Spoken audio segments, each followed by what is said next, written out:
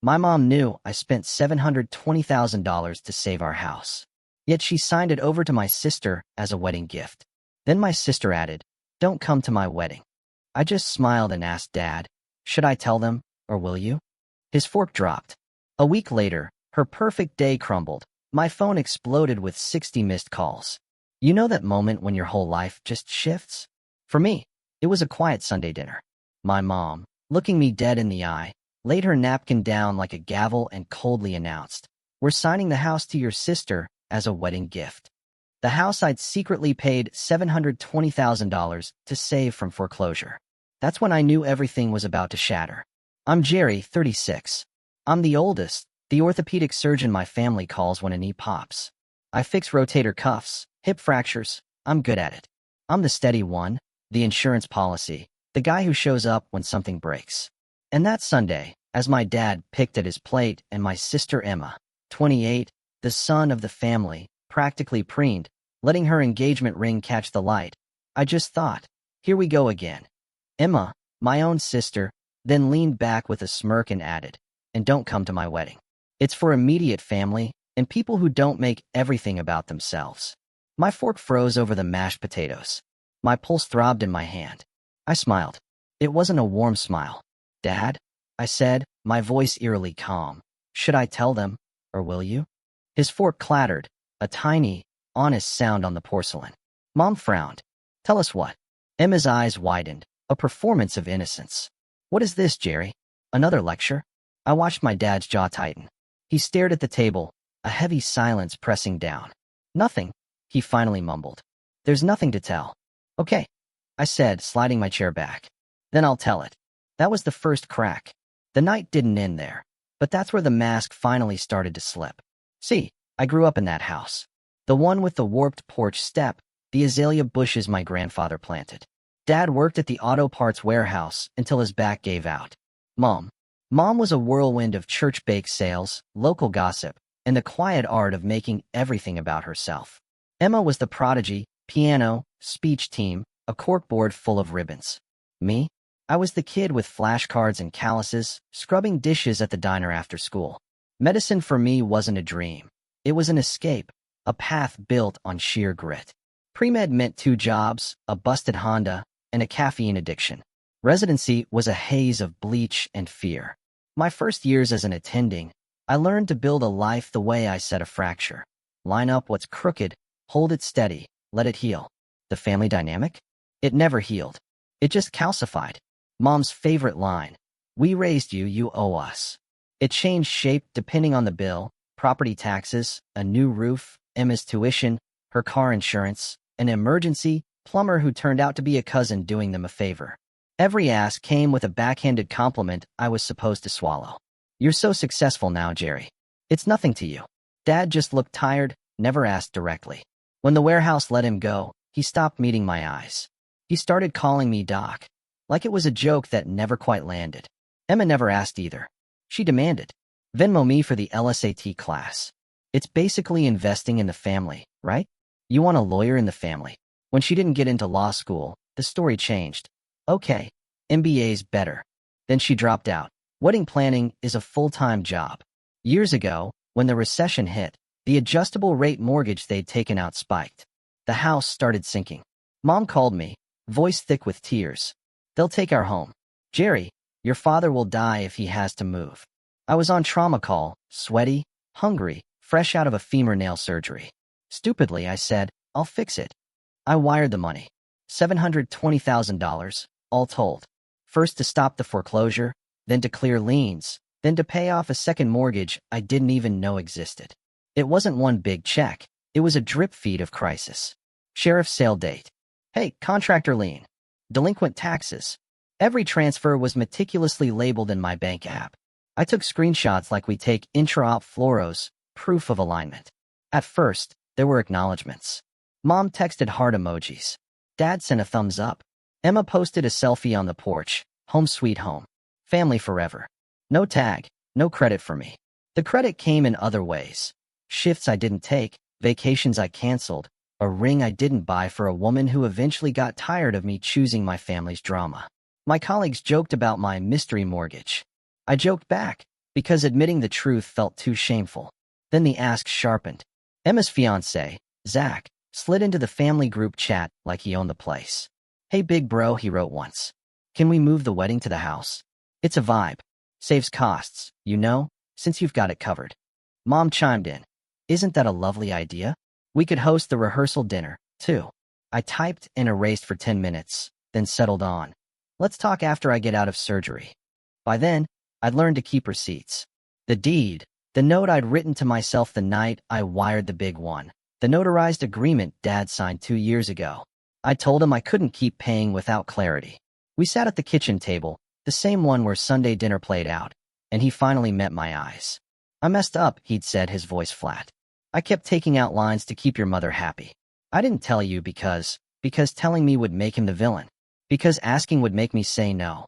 I told him I'd pay the arrears and the mortgage if the house transferred to an LLC I controlled. They could live there rent-free, as long as they paid utilities and didn't encumber the property again. It wasn't an eviction, it was oxygen." He signed. We filed. The county clerk stamped it. I have a photo of that green stamp on my phone. I didn't tell Mom. He didn't either. "She'll never forgive me if she finds out I lost the house," he'd said. "You didn't lose the house," I corrected. "I saved it. For all of us." He nodded. "And we kept the secret, like a bad splint. Something that holds, but not well." The emotional labor? That was harder to itemize. The midnight calls. Emma needs a deposit for the venue. The 6 a.m. calls. The water heater died. The way Mom would call me selfish if I paused. All that money and no wife. What are you even doing with it? Do you want us homeless?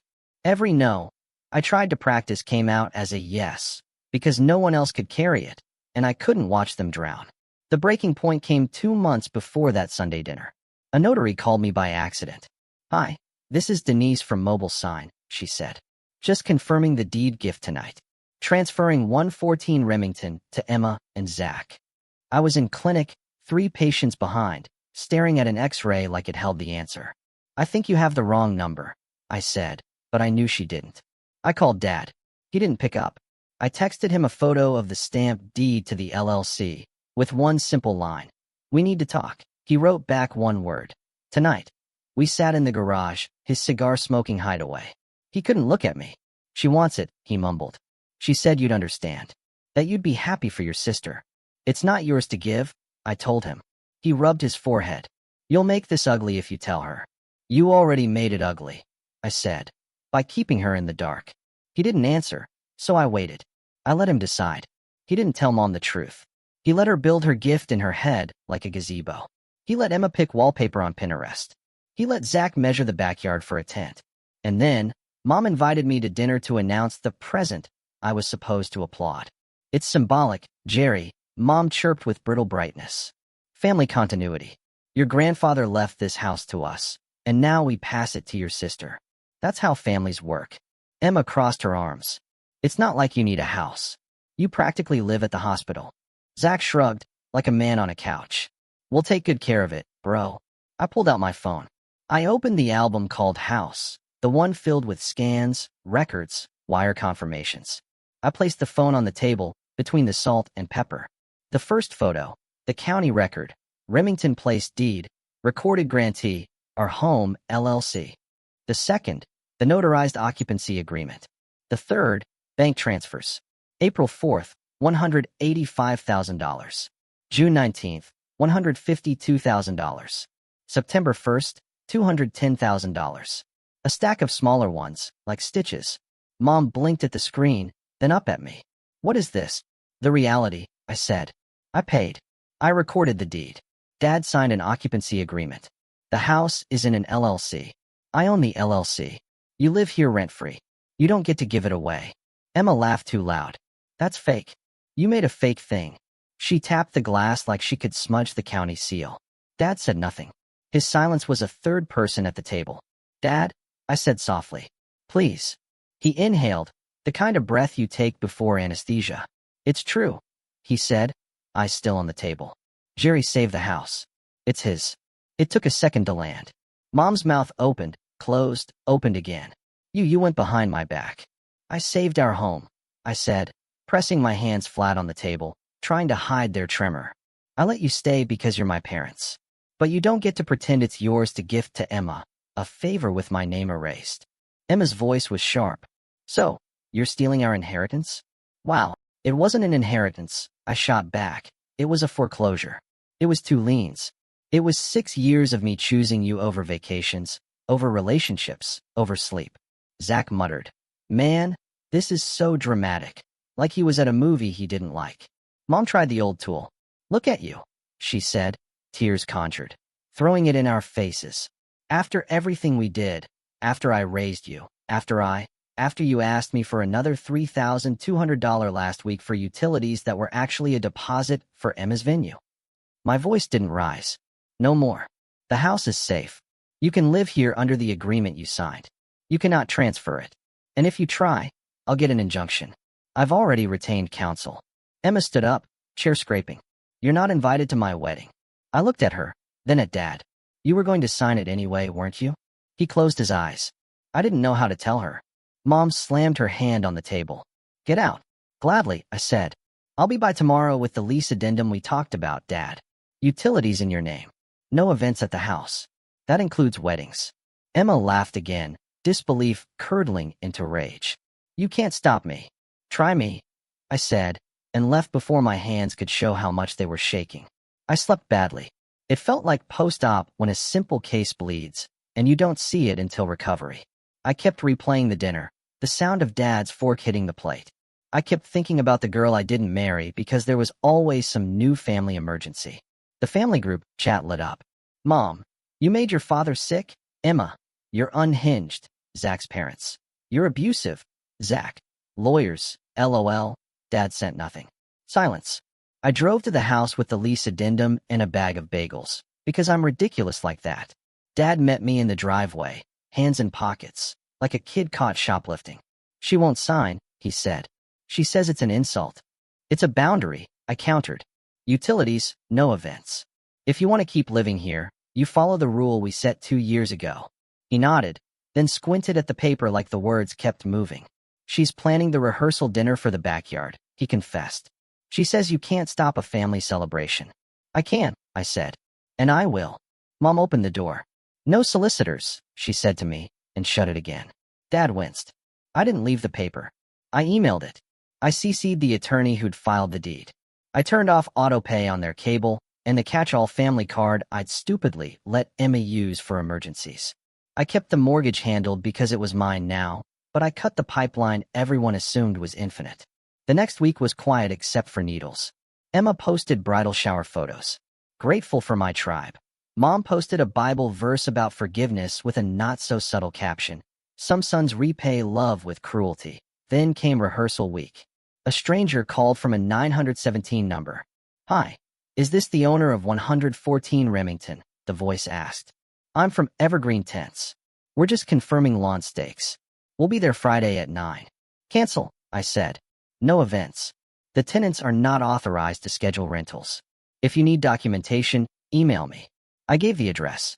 10 minutes later, I sent the signed occupancy agreement. I CC'd Dad. I did not apologize. Emma called immediately. I let it go to voicemail. She texted, *, you petty little man. You're ruining my wedding. Then, you owe me. You owe us. Then, I swear on everything. You will regret this. I went for a run and silenced my phone. At mile 3, a resident paged me. At mile 4, the sky looked like rain. Rehearsal day came. No tents arrived. Emma posted a story of the backyard with a caption. Haters can't stop love. They strung cafe lights instead. Fine. The lease said, no events over 20 people. They had 32. I counted in the video.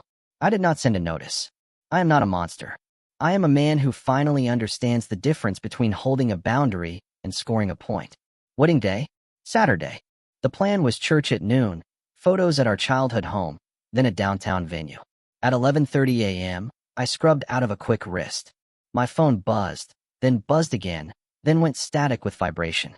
I set it face down and checked the OP note. When I flipped it, the screen read like a slot machine. Mom, Mom, Mom, Dad, unknown, Emma. 12 missed calls became 21, then 49, then 60, stacked like dominoes. I didn't answer. I'm not proud. I just didn't. A text preview slid across the top. Mom. Asterisk Jerry, please answer. Police are here. Asterisk another. Dad. Asterisk it's about the house. Please. Asterisk my chest went cold. I stepped into the hall and called Dad. He picked up on the first ring, breathing like he'd run. She called the cops, he said, without a hello. What? She told the photographer the house was hers. The photographer set up in the living room. The neighbors complained about the cars on the lawn again. The patrol came. They asked who owned the property. Emma said we did. Mom said we did. I finally said your LLC did. The officer asked for proof. Emma told him you were lying to ruin her day. He called dispatch. They pulled the county record and, well, now there's an officer here saying the homeowner says no photos, no event unless the owner permits. The officer wants to talk to you. There are moments in surgery where you have 30 seconds to decide, and the decision determines everything. Plate or nail. Cast or cut. This felt like that. I'm not coming, I said. Tell the officer he has my email. I'll send him the occupancy agreement and a written note allowing you and Mom to live there and have up to 20 guests as agreed. No commercial shoots, no wedding parties. That was always the rule. He can enforce it if the crowd exceeds that. Jerry, Dad whispered, shame and relief tangled. I'm sorry. I wrote the email. 2 PDFs attached. I CC'd Dad. I hit send. Then I turned my phone back over and went to see my post-ops, because bones do not wait for drama. At 3:12 p.m., Emma texted me a photo of her in her gown, on the curb in front of the house. Mascara running, middle finger up. You ruined this. I looked at her face, the girl who used to fall asleep on my shoulder during thunderstorms, and I felt something painful and clean. I typed, asterisk I didn't ruin anything. I told the truth and enforced a boundary. You chose a lie and an audience. Asterisk no reply. That night, Dad called again. They started late, he said, his voice softer. They moved photos to the church. It was tense. Your mother didn't talk to me for 2 hours. Zach's parents said we're ungrateful. Emma says she never wants to see you again. A pause. The officer asked if I wanted a copy of the county record. I said yes. I think I needed to see it in my hands. I'm sorry it was today, I said. I'm sorry it had to be at all, he replied. I slept like I hadn't in years. A week later, the azaleas were still blooming. The cafe lights were still up, swinging a little in the wind. I pulled into the driveway, not to fight, not to gloat, but to drop off a manila folder labeled simply, What Living Here Means. Mom didn't answer the door. Dad did. He looked older, but lighter, as if putting down the suitcase of a lie had made him taller. He led me to the kitchen. No roast chicken, no stage, just coffee. He poured 2 cups and pushed one toward me. She thinks you humiliated her, he said. She says you made a scene. I didn't show up, I said, a humorless smile touching my lips. That was the point. He nodded. I told her the truth. Humiliated us, not you. The folder held the same things as the email. The occupancy agreement, a simple lease for $1 a year because I'm dramatic like that. A 1-page list. Utilities in their name. Lawn care their responsibility. No events over 20 guests. No alterations without consent. No liens. No loans. No signatures on anything with the address unless I sign too. Consequences clear. 2 written warnings, then termination of occupancy. Not threats. Boundaries. I can't sign for her, Dad said. I'm not asking you to, I said. I'm asking you to sign for you. He did. The pen shook. I didn't comment. When I stood to leave, Mom appeared in the doorway, arms folded. You're proud of yourself, she said. No, I said. I'm done with myself. With who I became in this house. An ATM with a stethoscope. She scoffed. You'll regret this when we're gone, and there's no family left. I'll regret not stopping sooner, I told her. I'll regret the years I missed because I was on hold for a plumber who wasn't real. I don't regret telling the truth. Emma didn't reach out. Zach unfriended me like we were in high school. My phone was weirdly quiet. In the silence, I noticed things. Morning light in my apartment. The real taste of coffee. Laughter with colleagues that wasn't weight-bearing. I started saying no at work, too. I stopped taking every open call. I saw a movie on a Tuesday. I texted a woman I'd met a month earlier and apologized for disappearing. We went for ramen. I took 2 weekends away to hike. My shoulders unclenched like someone had finally cut the suture hidden under my skin. 2 months later, an envelope arrived in my mailbox, handwritten, no return address. Inside was a photo. My dad on the porch, holding a rake, grinning a little. The azaleas behind him. On the back, in his blocky print. Asterisk paid the water bill on time. Fixed the step. It didn't kill me. Asterisk a week after that, I got a text from a number I didn't have saved. It was Emma. House looks nice, she wrote. Asterisk we're moving to an apartment closer to Zach's job. Cheaper, smaller, fine. Asterisk then, after a pause so long I thought that was it. Asterisk I was angry because I thought I was owed. I don't know how to be anything else here. I'm not apologizing. Asterisk another pause. I didn't dance. I didn't sprint to the porch. I typed. I hope you build something that's yours. She heart reacted, which is the most Emma thing possible. Mom still posts verses, some pointed, some not. We're civil when we need to be. I don't fix their internet anymore. I don't wire money. When Dad tries to slip cash into my pocket for coffee, I let him. He needs to feel like a father. I need to let him. Here's what I learned, and it's not profound, but it's mine. Love without boundaries is just guilt with better lighting. Being the steady one doesn't mean carrying everyone. It means setting the bone straight and letting the body do its work, even if it hurts. Especially if it hurts. My mom said, we're signing the house to your sister. My sister said, don't come to my wedding. I said, Dad, should I tell them, or will you? His fork dropped, and the truth landed. The calls came, 60 of them. I didn't answer. I answer to myself now. And the house. The house is finally just a house. Not a hostage. Not a trophy. A place with a lease on the fridge, a fixed porch step, and azaleas that bloom whether we deserve them or not. I won't be their bank. I won't be their villain. I won't be their hero either. I'll just be Jerry. And that's enough.